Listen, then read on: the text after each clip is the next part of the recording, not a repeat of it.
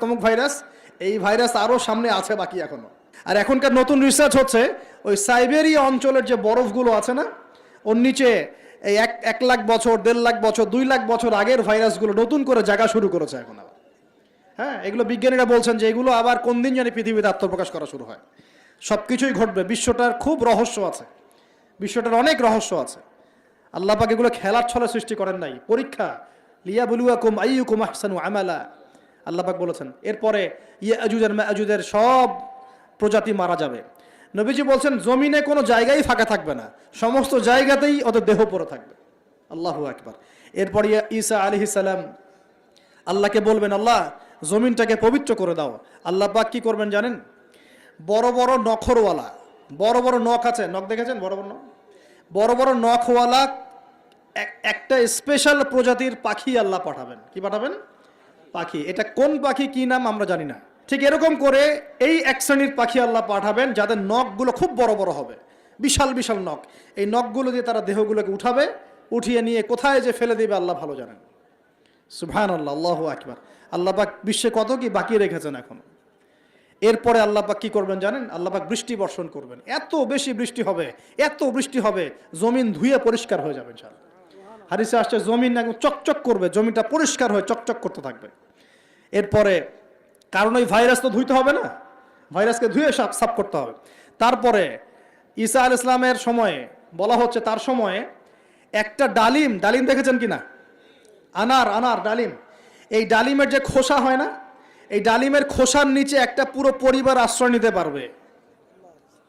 কি বুঝলেন? এত বড় বড় ফল হবে, এত বরকত হবে জমিনের মধ্যে।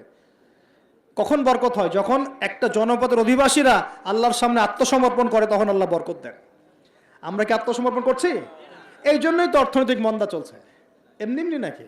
সুদ খাচ্ছেন, দিব্যি ঘুষ খাচ্ছেন, দুর্নীতি করছেন, জেনা করছেন, মানুষের সম্পদ আত্মসাৎ করছেন, মাপে কম দিচ্ছেন, আবার নামাজও পড়ছেন, মাশাআল্লাহ। তো বরকত কোত্থেকে আসবে?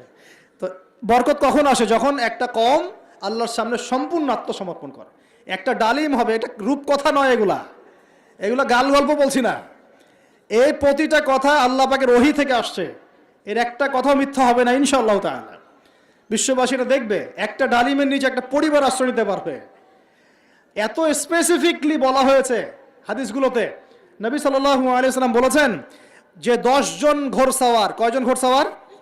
10 জন ঘোড়সওয়ার বের হবে ইমাম মাহদির সময়, যারা খোঁজ নিতে যাবে যে দেখি দাজ্জাল বের হয়েছে কিনা।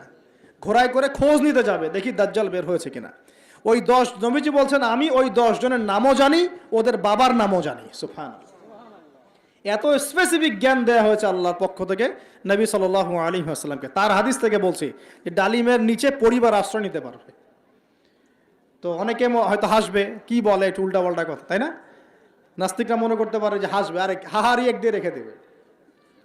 এখন মানুষ ফেসবুকের মতো চিন্তা করে, ফেসবুকের মতো হাসে, ফেসবুকের মতো কাঁদে। মানুষ এখন রোবটিক হয়ে গেছে আর কি। ঠিক আছে? আচ্ছা, তো এরপর কি?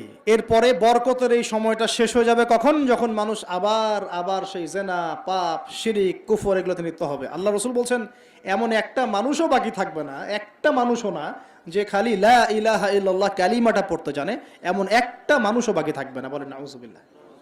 ওরা হবে এই পৃথিবীর সবচেয়ে নিকৃষ্ট মানুষ।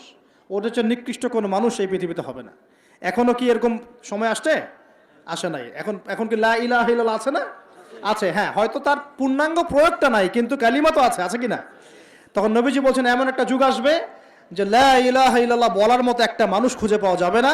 আর মানুষ রাস্তাঘাটে কুকুরের মতো জেনা করবে।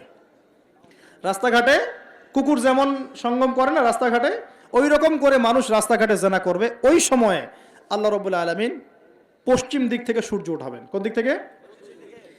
সূর্য সত্যি সত্যি পশ্চিম দিকে উঠবে। পৃথিবী একদিকে ঘুরছে না এখন, কে জানে আল্লাহ পাক পৃথিবীর ঘূর্ণন থামিয়ে উল্টা দিকে ঘোরাতে পারেন না? অবশ্যই পারেন। আল্লাহ পাকের জন্য এটা খালি বলা, কুন ফায়াকুন, হও হয়ে যাও, ব্যাস। আমি কয়েকদিন আগে রিপোর্ট দেখেছি, পৃথিবীর নিচে কিন্তু আগুনের স্তর আছে। আচ্ছা, জানেন তো? পৃথিবীর নিচে আগ্নেয়গিরিগুলো আছে। পৃথিবীর ভিতরেও একটা ঘূর্ণন হয়, সেই ঘূর্ণনের দিক পরিবর্তন হচ্ছে দিন দিন, এমনটা রিপোর্ট এসেছে। দেখেন, আপনি ইন্টারনেট ঘাটাঘাটি করেন, দেখেন। আর অনেকে রিপোর্ট করছে যে পৃথিবী আগে যে গতিতে ঘুরতো, এখন পৃথিবীর ঘূর্ণন গতি একটু বেড়ে গেছে। দেখেন রিপোর্ট দেখেন। ঘূর্ণন গতি বেড়ে যাওয়ার মানে হচ্ছে টাইম দ্রুত পাস করবে। আর শেষ জামানার হাদিস এটাও আছে যে সময় দ্রুত পাস করবে, আছে না? এটা হাদিসে আসছে। তো প্রিয় ভাইরা, এই সময়ে মানুষ খারাপ হওয়া শুরু করার পরে এমন খারাপ হবে যে আল্লাহর নাম নেওয়ার মতো কোনো মানুষ থাকবে না, আল্লাহ আল্লাহ বলার মতো কোনো মানুষ থাকবে না। তখন পশ্চিম দিক থেকে সূর্য উঠবে। কিভাবে কিয়ামত হবে? নবীজি বলছেন, একজন ব্যক্তি পানি খাওয়ার জন্যে পাত্রটাকে মুখের সামনে নিবে, পানি গিলতে পারবে না, কিয়ামত হয়ে যাবে। নাউযুবিল্লাহ। ইযা ওয়াকাআতিল ওয়াকিআ লাইসা লিওয়াকাআতিহা কাযিবা আল কারিআতু মাল কারিআ ওয়া মা আদরাকা মাল কারিআ, আছে না? আম্মা ইয়াতাসাআলুন আনিন নাবাইল আযীম। কত সূরা আছে কিয়ামত সংক্রান্ত, পড়ে দেখেন। ইযা যুলজিলাতিল আরদু জিলজালাহা ওয়া আখরাজাতিল আরদু আসকালাহা ইযা শামসু কুওয়িরাত ওয়া ইযা নুজুমু কাদারাত। এই সূরাগুলো পড়ে দেখেন। আম্মা পারার শেষ পারাটা যেটা 30তম পারা, এর সূরাগুলো পড়ে দেখেন, কিয়ামত চোখে দেখতে পারবেন ইনশাআল্লাহ। সিংহায় ফুঁক দেওয়া হবে। আল্লাহ পাকের ফেরেশতার এত ক্ষমতা আল্লাহ দিয়েছেন, একটা ফুয়ে পুরো মহাবিশ্ব ধ্বংস হয়ে যাবে ইনশাআল্লাহ। চারটাখানি কথা নাকি? দ্বিতীয় ফুৎকারে আবার সবাইকে জীবিত করা হবে। এবং এই যে দুনিয়ার জীবনটা আমরা কাটাচ্ছি, এই 30, 40, 50, 60, 100 বছরের জীবন, এই জীবনের এক একটা হিসেব আল্লাহর সামনে দাঁড়িয়ে সেদিন দেওয়া লাগবে। অতএব এই দুনিয়ার জীবনটাতে প্রস্তুতি গ্রহণ করি। যেমন ধরেন, মনে করেন আমাদের সংকট হয়েছে, এখন আমরা বহির্বিশ্বের কোনো দেশের কাছে গেলাম, গিয়ে বললাম যে আমাদেরকে লোন দেন। ওরা কি এমনি এমনি লোন দিবে? এমনি দিবে? যাও, তোমাকে 10 কোটি টাকা এমনি এমনি দিয়ে দিলাম, 1000 বিলিয়ন ডলার এমনি দিবে? কখনো এমনি দিবে না। বরং সে একটা সুদ ফিক্স করবে, হয় 10%, না হলে 12%, না হলে 20%। ও সুদ ফিক্স করবে। যখন সুদটা ফিক্স করে দিবে, তখন এই সুদটা শোধ করতে হবে আপনার শ্রম দিয়ে ওই সুদটাকে শোধ করতে হবে। শ্রম কি শুধু এমপি মন্ত্রীরা করবে, নাকি শ্রম আপনিও করেন? আপনাদের শ্রম থেকে এটাকে তুলে নিয়ে শোধ করতে হবে না? এটাই হচ্ছে সুদভিত্তিক অর্থনীতি সবচেয়ে মারাত্মক দিক। এতে করে ওরা ধনী হবে দিন দিন, আর গরিবরা আরো গরিব হবে দিন দিন। আল্লাহ পাক এমনি বলেন নাই, ইয়ামহাকুল্লাহুর রিবা ওয়া ইউরবিস সাদাকাত।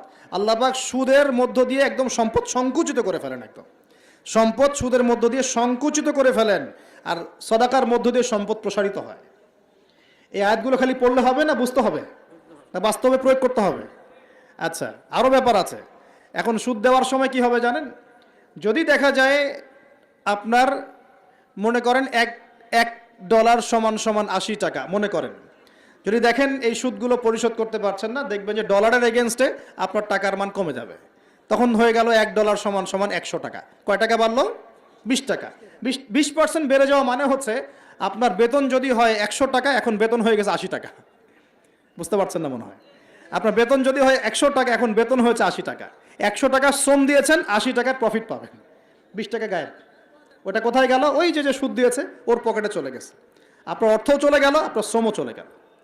এর উপর আরো অনেক বিষয় আছে। আজকে ইকোনমিক্স নিয়ে বোঝালে আপনার মাথা খারাপ হয়ে যাবে, বলবেন যে ভাই কি শুরু করলেন। এগুলো শুধু অর্থনীতির কথা নয়, এগুলো ইসলামের কথা। কিসের কথা? আল্লাহ রাব্বুল আলামিন এই কিতাবের মধ্যে প্রতিটা বিষয়ের সমাধান দিয়েছেন। প্রত্যেকটা বিষয় আল্লাহ পাক এই সংকটগুলোর সমাধান দিয়েছেন। তোমরা অপচয় বন্ধ করো। কি বন্ধ করো? অপচয় বন্ধ করো। নিশ্চয়ই অপচয়কারীরা শয়তানের ভাই। নিশ্চয়ই কি অপচয়কারীরা? আমরা একটু ওয়াদা করতে পারি যে আমরা ইনশাআল্লাহ এই রমজান থেকে অপচয় বন্ধ করে ফেলবো ইনশাআল্লাহ। কোনো প্রকার অপচয় করবো না ইনশাআল্লাহ। না সময় অপচয় করব, না গ্যাস, না পানি, না তেল, না টাকা, না কিছুই অপচয় করবো না। পারা যাবে ইনশাআল্লাহ? বরং যেটা আমি বাঁচাতে পারবো সেটা আমি আমার পরিবারের জন্য তো সেভ করবই, পাশাপাশি আমার প্রতিবেশী, আমার আত্মীয় এবং দুস্থ মানুষের কল্যাণে ব্যয় করবেন। পারা যাবেন ইনশাআল্লাহ? এই জিনিসটা একাকী করব, যদি আমার কোনো অ্যাসোসিয়েশন থাকে সে তার আন্ডারে করবো, আরও যদি বড় কোনো দায়িত্ব থাকে তার আন্ডারে করবো ইনশাআল্লাহ। পারা যাবে ইনশাআল্লাহ? 1 নাম্বার শিক্ষা। 2 নাম্বার, আপনাদের সবার জাকাতগুলো অবশ্যই দেওয়ার ব্যবস্থা করবেন। পারবেন ইনশাআল্লাহ? জাকাতের খাত 8টা। ওলামায়ে কেরামের কাছে জিজ্ঞাসা করে নেবেন কোন কোন খাতে জাকাত দেওয়া যায়, আপনাকে বলে দিবেন সব। সূরা তাওবার 60 নাম্বার আয়াত। সূরা তাওবার 60 নাম্বার আয়াতে জাকাতের খাতগুলো বর্ণনা করা আছে। এখানে একটা কথা বলি, অমুসলিমদেরকেও জাকাত দেওয়া যায়। জাকাতের যে খাতগুলো আছে না, 8টা খাত, এর মধ্যে একটা খাত আছে অমুসলিমকেও জাকাতের টাকা দেওয়া যায়। কেন দিব না আমরা? যদি একজন অমুসলিম ভাই খুব দরিদ্র হয়, তার পাশে দাঁড়ানোর দরকার নাই? সে কি মানুষ না? তার সাথে কি আমরা শত্রুতা পোষণ করব? তাকে ঘৃণা করব? না। তার উপর কি ইসলামকে জোর করে চাপিয়ে দিব? না। আমরা তাকে হেল্প করব জাকাতের টাকা দিয়ে, যাতে করে সে ইসলাম সম্পর্কে একটা ভালো ধারণা পায়, এবং ইনশাল্লাহ ওই দেখা যাবে ওই উপকার করার ফলে তার মনের মধ্যে ইসলাম সম্পর্কে ভালো ধারণা আসবে। একদিন সে মুসলিম হয়ে যাবে ইনশাআল্লাহ। এমন হতে পারে না? তা আমরা কিন্তু ইসলাম পরিপূর্ণ আসলে ইম্পোজ করতে পারি না। অমুসলিমদের সাথে আমাদের শত্রুতা থাকবে কেন? তাদের সাথে আমরা মৈত্রীর সম্পর্ক রাখবো। একটা কান্ট্রির মধ্যে কি মুসলিম অমুসলিম মারামারি করবে, বিদ্বেষে জড়াবে? সে তার ধর্ম তার মতো করে পালন করবে, আমরা আমাদের ধর্ম আমাদের মতো করে পালন করব।